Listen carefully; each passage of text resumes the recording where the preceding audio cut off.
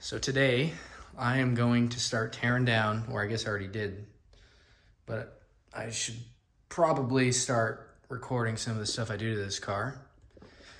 But I started tearing down the bottom end of my LT1 that goes in my 95 Trans Am because I oil starved it and it started knocking really bad.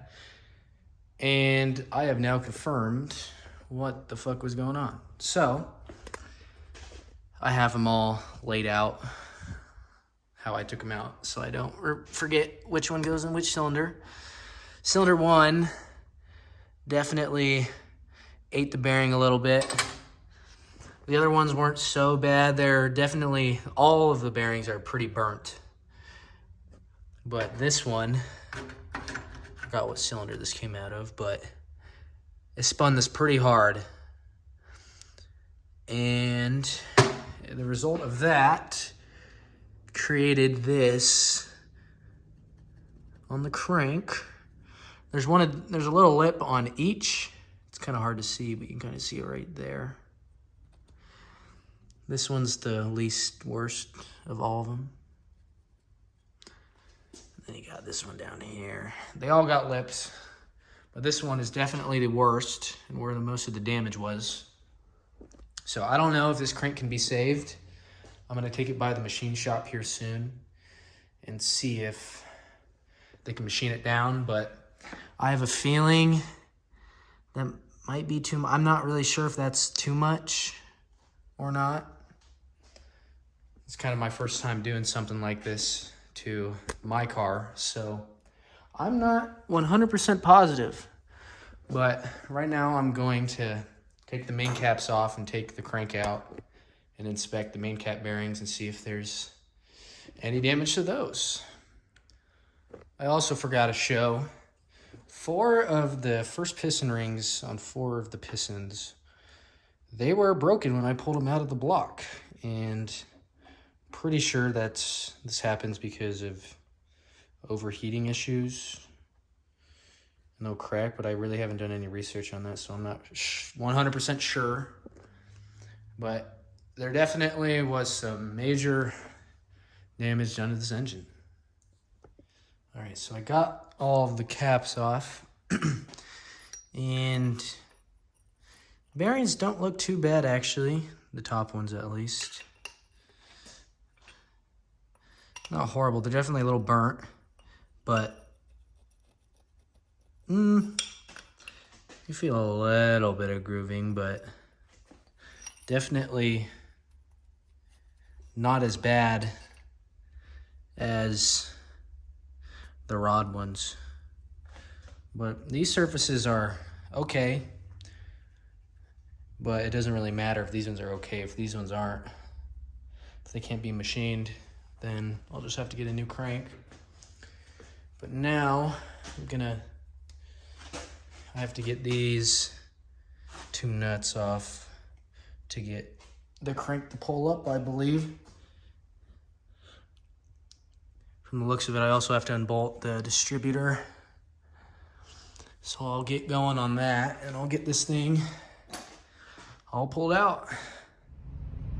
As I was taking off the crank, or trying to, I realized that I had to take the crank pulley off, and I don't have a pulley puller, so I have just arrived at Harbor Freight to go and buy one because I don't have one. I don't know how I haven't bought one yet, but I need one anyway, so I might as well buy one.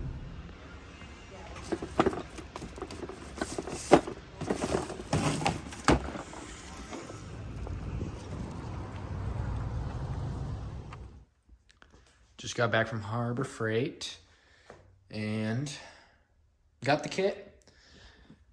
Got to take these bolts out and then pull the pulley off, and then take the distributor off and the timing cover, and take the timing chain off, and then this thing should be able to lift up and out so I can take a look at the bottom bearings and then get all this stuff ready to be taken to a machine shop to see what I need to replace and what I don't need to replace.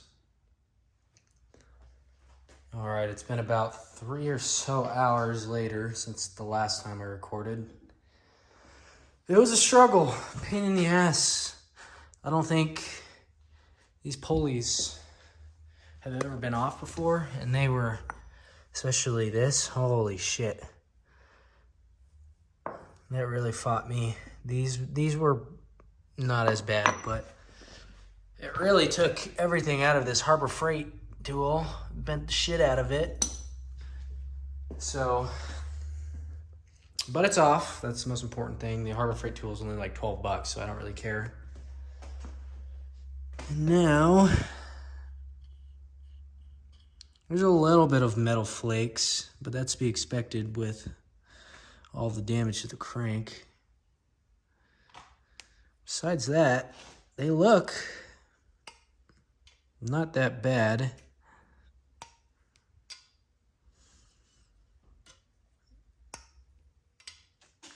Let's check underneath. Oh, come on.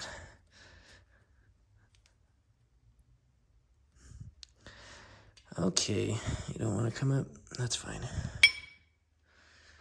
Okay, let me get a screwdriver.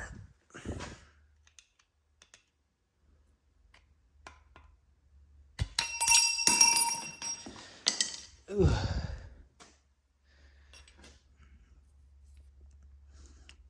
All right.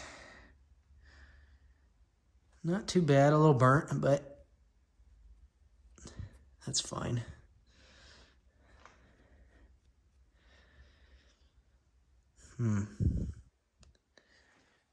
I was really not wanting to get my block machined. And I'm pretty sure I'm in the clear for the most part. I still have to take out the cam, but that's getting replaced anyways. It's getting late, so I think I'm gonna end it here.